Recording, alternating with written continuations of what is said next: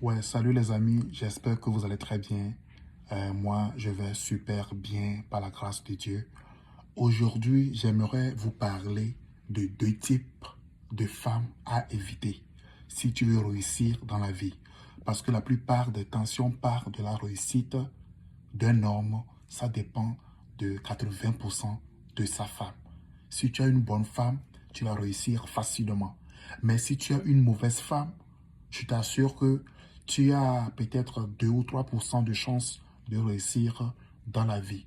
Le point numéro un, faut jamais épouser une femme qui te contrôle de trop. Une femme qui est comme une surveillante par rapport à ta vie. Si tu épouses une femme qui te contrôle de trop et de trop, elle ne va jamais te permettre de réussir. En quel sens? Je voyais un peu une femme qui veut savoir si tu es au téléphone avec qui tu parles, qui fouille derrière toi dans ton téléphone à tout moment, qui, même si tu parles avec ta soeur, elle se fâche. Même si tu parles avec tes frères au téléphone, avec ta maman, elle se fâche. Une femme qui te contrôle là où tu es, elle doit savoir. Peut-être si tu rentres du boulot à 20 heures et un jour, une fois passant, tu rentres à 20h15, elle commence par t'appeler, par te bombarder avec des messages. Et je ne dis pas que c'est mauvais, c'est pas mauvais, mais c'est la motivation qui est derrière ça que je dis que c'est pas bon. Si ta femme peut t'appeler, oh chérie, tu es où? Non, moi, tu es un peu en retard, tout va bien?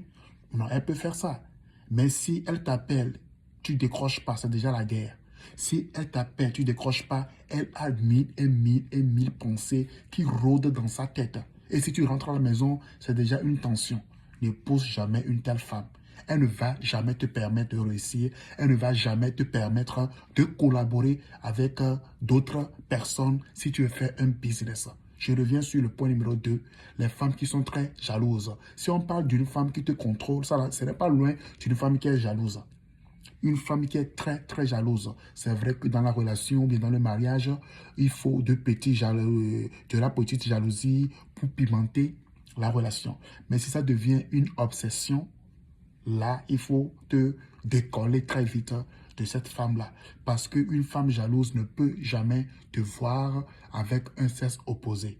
Même si tu parles avec une collègue, c'est un problème. Si tu as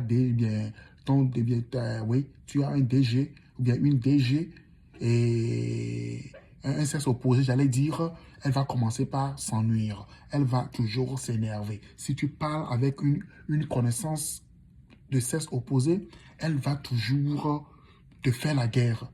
Pourquoi je dis que c'est pas bon d'épouser ce genre de femme? Imagine un peu, tu es un businessman. La plupart du temps, si un homme fait des business, les femmes viennent facilement à lui. C'est pas qu'elles viennent, c'est pas qu'elles ont toujours une idée parallèle. Même si elles ont des idées parallèles, tu connais ton homme que tu as épousé, quoi.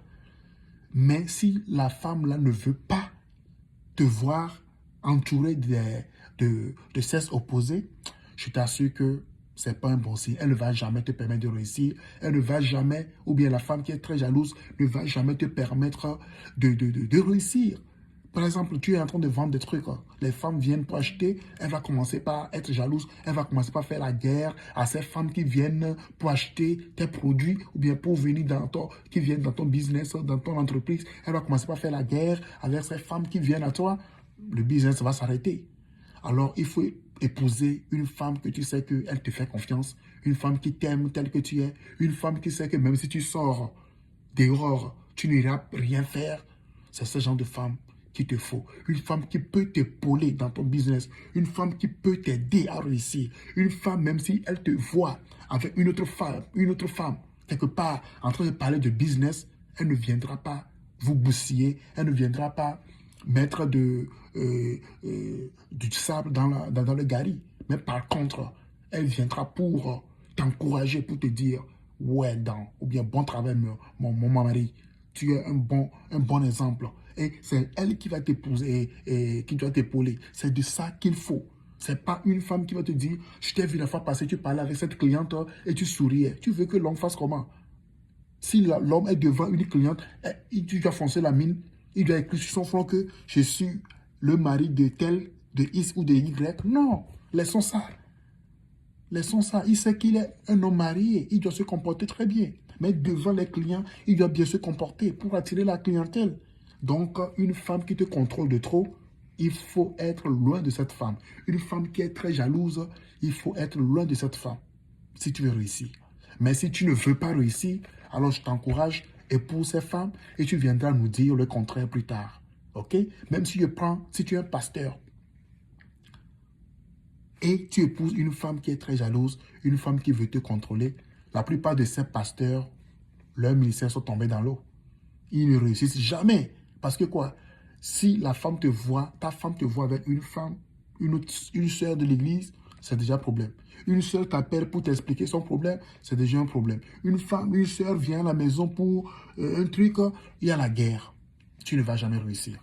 Alors faisons bien nos choix afin que Jésus-Christ puisse vraiment nous faciliter le mariage heureux et afin que tu sois aussi béni au nom de Jésus. Prospère. Bye bye.